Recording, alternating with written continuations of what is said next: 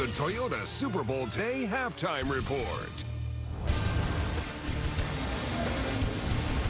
Well, despite all of the talk about the two teams' quarterbacks and their scoring prowess, this has been a defensive mastermind for sure by both squads. The Rams are trailing by the score of 3-0. Hello again, everyone, and welcome to the Toyota Super Bowl Today Halftime Report. I'm James Brown, along with the full house here.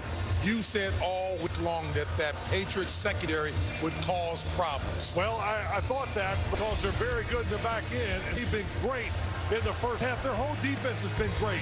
Jared Goff under pressure, but reading it, making throw off balance, the coverage. Jason McCourty starting this week instead of J.C. Jackson. So they switched up their defensive backs. They've got more speed on the field, and it's given the Rams receivers, they cannot get open.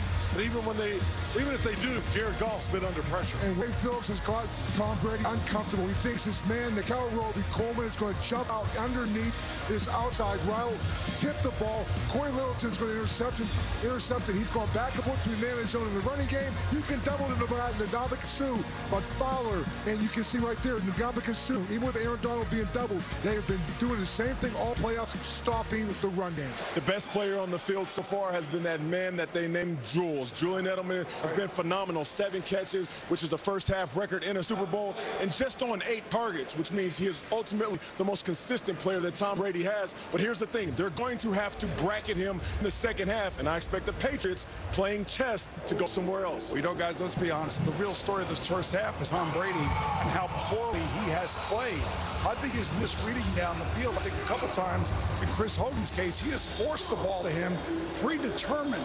And you got to just go through your day. I can't believe I'm saying this. The greatest quarterback of all time, but he's struggling. He doesn't look comfortable.